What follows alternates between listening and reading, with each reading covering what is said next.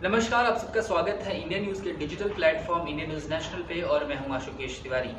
आज खबर है क्रिप्टो करेंसी से रिलेटेड, क्योंकि क्रिप्टो को लेके कई ज़्यादा सवाल अब पूछे जाने लगे हैं। खासकर में तब से जब ऐसा सुनने को मिला था कि क्रिप्टो करेंसी को सरकार रेगुलेट कर सकती है।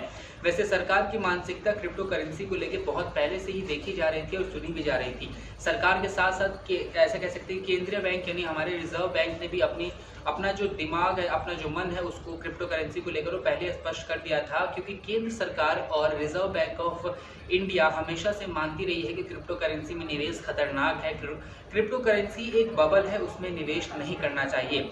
इसके साथ साथ आपको ये भी बता दें कि क्रिप्टो करेंसी का जो व्यवहार है यानी वो इंडिपेंडेंट है, उसमें कोई भी पैसा कभी भी लगा सकता है और वो किसी भी अथॉरिटी के अंदर नहीं आता।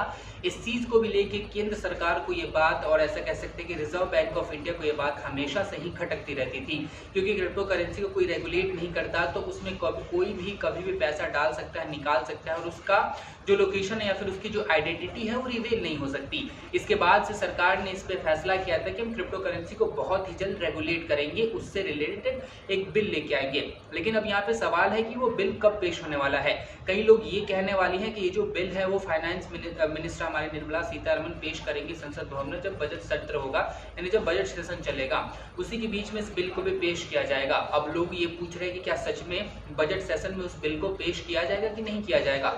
इसी के ऊपर हमारे पास एक इन्फॉर्मेशन आई है, आपको बता दें कि वित्त मंत्रालय की एक प्रमुख एम्प्लॉय ने बताया हमें, काम करने ऐसा कह सकते हैं मिनिस्ट्री के एक सीनियर एम्प्लॉय ने हमें बताया कि क्रिप्टो करेंसी का बिल जो है वो इस बारी के बजट सेशन में पेश नहीं होगा। अब ये बजट सेशन में पेश क्यों नहीं होगा? क्योंकि सरकार इस पे बहुत ही ज़्यादा मंथन कर रही है। क्योंकि क्रिप्टो करेंसी अब भारत में एक बहुत ही बड़ा मुद्दा बन गया है। क्योंकि भारत के जो इन्वेस्टर्स के नंबर है वो दुनिया में तकरीबन सबसे ज़्यादा है, क्योंकि भारत से बहुत ही ज़्यादा इन्वेस्टमेंट्स की जा रही हैं। भले लार्ज, ऐसा कह सकते हैं कि लार्ज स्केल पे नहीं, पैसों की माने तो ज़्यादा पैसों पे नहीं इन्वेस्ट कर रहे, लेकिन इन्वेस्टर्स के नंबर काफ़ी ज़्यादा बड़े हैं।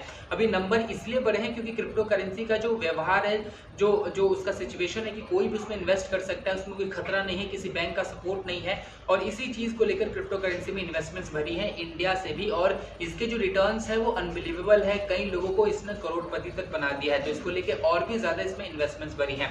और इसके बाद से क्रिप्टो करेंसी के जब इन्वेस्टर्स बढ़े हैं तो लोगों के सवाल भी बढ़ने लगे हैं। लोग ये जानना चाहते हैं कि आखिर क्रिप्टो करेंसी का बिल कब पेश होगा और सरकार उसमें क्या क्या से बदलाव कर सकती है।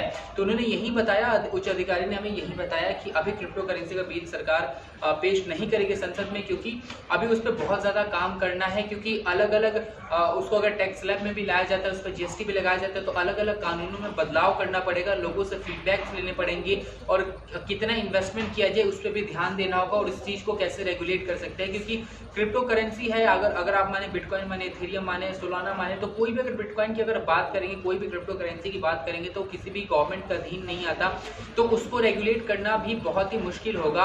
अब वो किस तरीके से इसको रेगुलेट करेंगे वो भी सवाल होगा। बीच में तो सुनने में आया था कि इसको टैक्स स्लैब के अंदर लाया जाएगा, 35 से 40% तक इस पे टैक्स लगाया जाएगा इसके इन्वेस्टमेंट पे। अगर इस पे डायरेक्टली टैक्स लगा दिया जाता है अगर इसके इन्वेस्टमेंट में, तो इनडायरेक्टली ऐसा कह सकते हैं कि जो लोग इसमें इन्वेस्ट कर रहे हैं उनके नंबर्स गिर जाएंगे। क्योंकि अगर आप इन्वेस्टमेंट करेंगे उस पर आपको टैक्स देना पड़ेगा, तो ज़्यादा टैक्स हो जाएगा। जिसके बाद से जो थर्ड पार्टी ऐप्स होती है वो भी कुछ टैक्स लेती है, उसके बाद सरकार का भी टैक्स होगा, तो इनडायरेक्टली क्रिप्टो करेंसी महंगा हो जाएगा।